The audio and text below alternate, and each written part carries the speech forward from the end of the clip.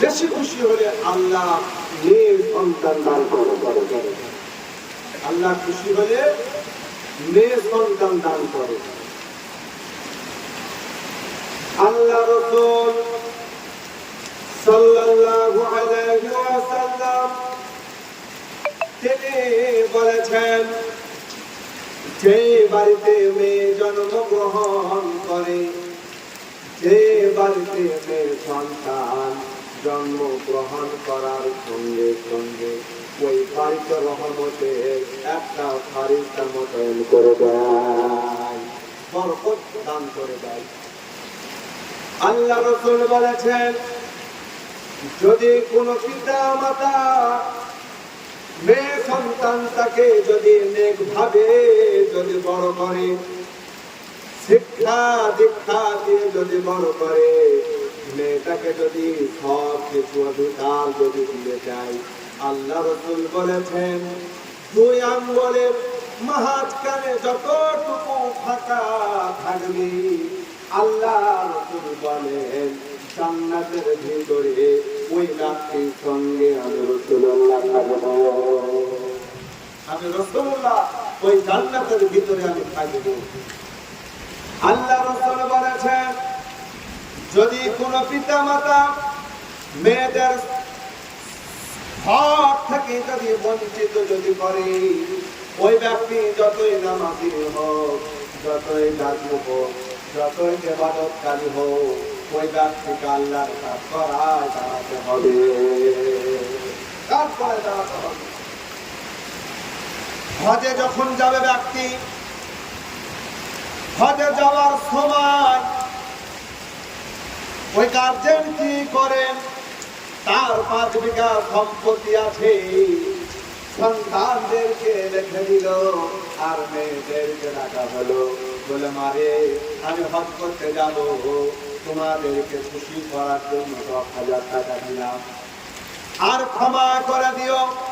এইটা বলে হাজী যখন হজ করতে যায়, মুজদালিফা ধরে কাবা শরীফের চাদর ধরে যখন কান্না করে আর বলে, রব্বুল আলামিন, জীবনে যত অপরাধ করেছি, জীবনে যত অন্যায় করেছি গো আল্লাহ, তুমি ক্ষমা করে দাও। তখন ফারিস্তারা বলবে, তুমি তো ক্ষমা তো দূরের কথা, তুমি তোমার মেয়ের হক তুমি মেরে এসেছো। মেয়েও আমার, মেয়েও আপনার, ছেলেও আপনার, মেয়েও আপনার। আল্লাহ পাক রব্বুল আলামিন, আল্লাহ রাসূল বলেছেন, যদি কোনো পিতা মাতা একটা মেয়েকে যদি সুন্দরভাবে লালন পালন করে, তার হক কিছু বুঝিয়ে দেওয়ার পরে যদি ওই ব্যক্তি যদি মারা যায়, আল্লাহ রাসূল গ্যারান্টি দিয়েছেন, একটা সন্তানকে যদি, একটা ছেলেকে যদি আল্লাহ পাক রব্বুল আলামিন হায়াতে দেওয়ার পরে যদি মা বাপ যদি ভালোবাসার পরে যদি জান্নাতে যাবে, কোনো গ্যারান্টি নাই। কিন্তু একটা মেয়েকে যদি ভালোবাসে, তার সব কিছু দেওয়ার পরে মারা যায়, তার 2 আঙ্গুলের ফাঁক কতটুকু থাকবে, আল্লাহ রাসূল বলেছেন, জান্নাতের ভিতরে আমি তার সঙ্গে থাকবো। কেননা মায়েদের এত সম্মান দিয়েছেন। আমরা কোরআন হাদিস পড়ি, গোটা কোরআনুল কারীমের মধ্যে যদি 114টা সূরা আছে, একটাও সূরা কোনো পুরুষের নামে নাই, কিন্তু আল্লাহ একটা সূরা নাযিল করেছেন, সূরাতুন নিসা। মহিলাদের জন্য আল্লাহ পাক রব্বুল আলামিন একটা সূরা নাযিল করেছেন, কিন্তু পুরুষের জন্য কোনো সূরা নাযিল নাই। এত সম্মান দিয়েছেন। আমার মেয়ে যখন জন্মগ্রহণ করলো, আমার জন্য কলিজার টুকরা, আমার স্ত্রীর জন্য নয়নমণি, আমার আব্বাদের জন্য নয়নমণি। মেয়ে যখন জন্মগ্রহণ করে, বাপ মার কলিজার টুকরা, দাদা দাদি নানা নানির কলিজার টুকরা। ওই মেয়েটা যখন বড় হয়ে যায়, কাহরের বেটি হয়, কাহরের নাতনি হয়, কাহরের সন্তান হয়, যখন ওই মেয়েটার যখন বিয়ে দেওয়া হয়, বিয়ে দেওয়ার পরে ওই মেয়েটা তখন বধূ হয়ে যায়, তখন সন্তান জন্মগ্রহণ করে, তখন মা হয়ে যায়।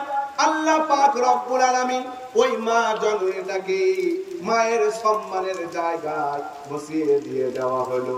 ওই মা যখন সন্তান প্রসব করার পরে, সন্তানদেরকে বড় করার পরে যখন বৃদ্ধ হয়ে যায়, আচ্ছা বলেন তো সন্তানদের কর্তব্য কি? সন্তানদের কর্তব্য হলো ওই মাকে যেইভাবে তোমাকে ছোট থেকে বড় করেছে ওইভাবে তুমি বড় করবা। আল্লাহ রাসূল সাল্লাল্লাহু আলাইহি সাল্লাম মদিনা মুনাওয়ারাতে তিনি আছেন, একজন মহিলা